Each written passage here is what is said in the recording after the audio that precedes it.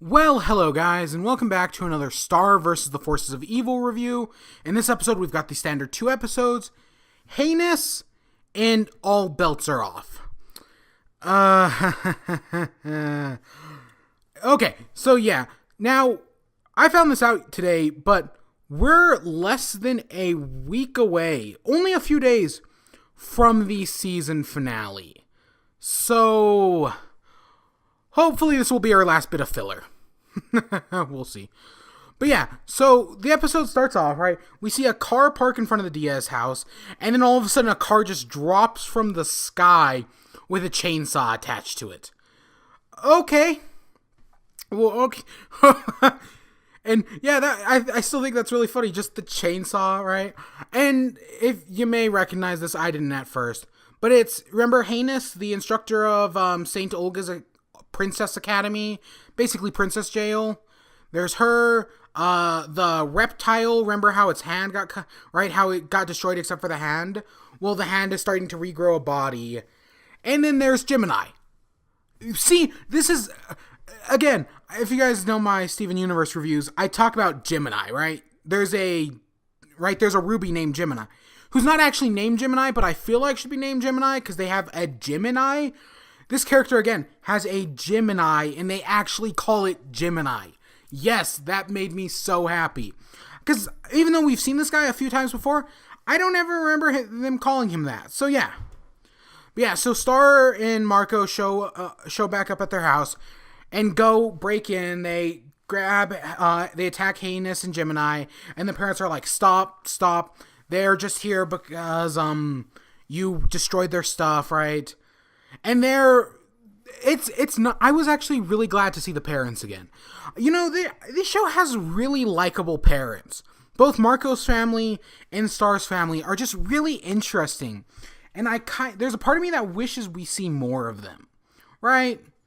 But yeah, basically they're having this whole dinner with this really popular family, and they want to get Heinous out of there before the popular family comes over. So they find out what Marco did and how he started the whole rebellion, right? And how he's this figure of the rebellion.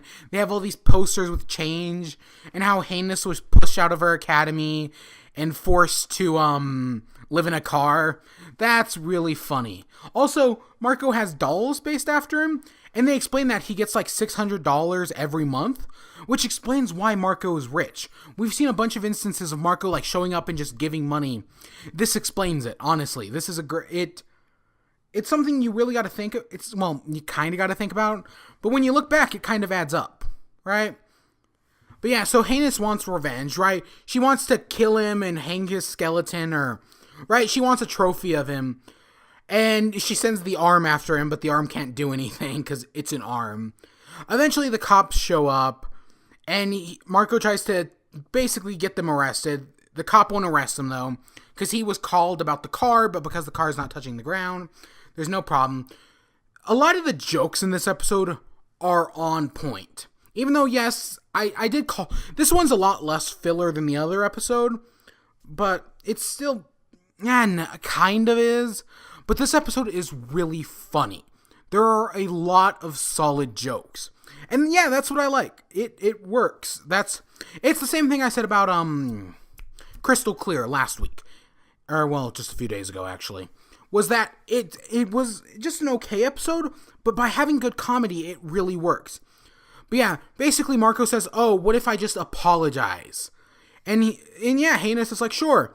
So, he dresses up as Princess Marco, right? Because as far as Heinous keeps calling him Princess Marco. And he basically gives this whole statement about, oh, it is criminal to be an individual, right?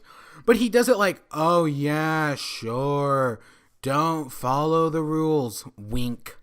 Right? And oh my gosh, Heinous just like cracking, right? Like, she's so happy by it. Oh, that's funny as hell. Really, it's such a simple, stupid solution that clearly is going to come back. But yet, I loved it. I thought it was so funny. And then eventually, Heinous leaves, and the cool family shows up, but it's like, screw them. We're just going to have a game night. And it's like, I wish we were as cool as the Diazes. It's it works. It's just I like the family. They're fun, right? We get great things like this, and we just don't see them enough. Which I understand why, but all I'm asking is one like centered episode, and not like Hungry Larry style, right? And then at the end, we see them in the car. The arm's still growing. Heinous, she was covering up her clubs. It's a club, right? Does she have a club or a spade? I can't think of it off the top of my head, right?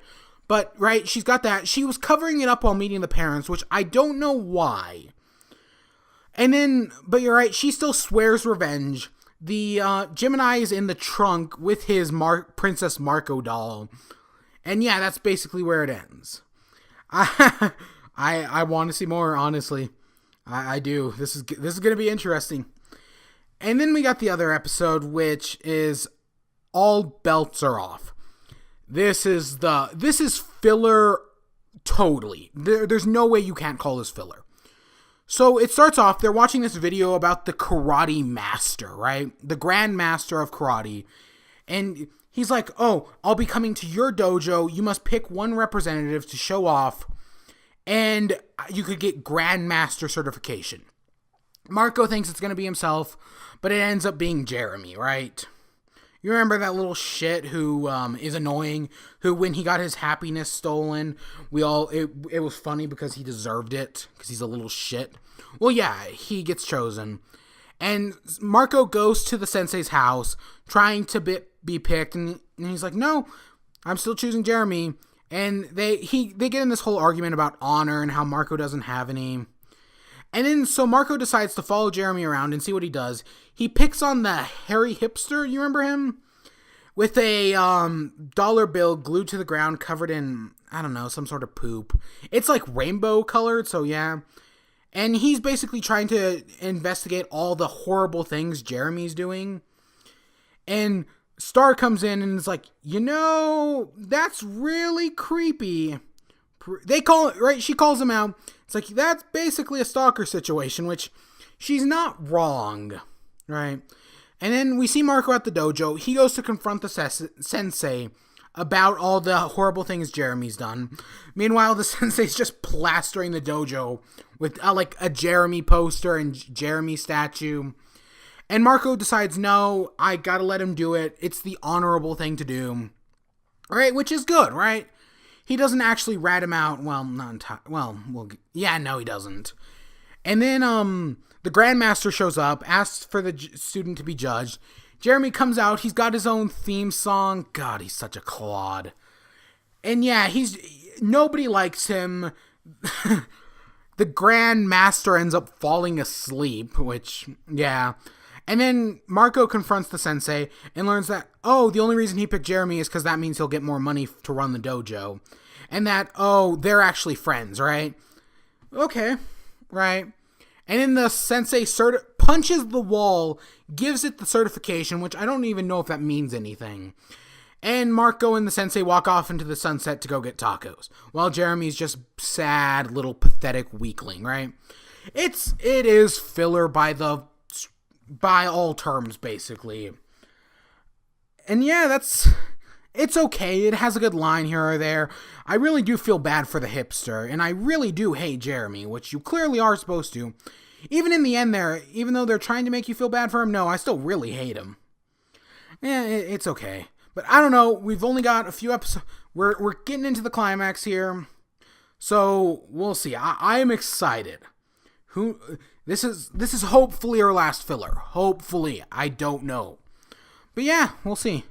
I hope you all enjoyed. Stay tuned for more. Until next time, peace.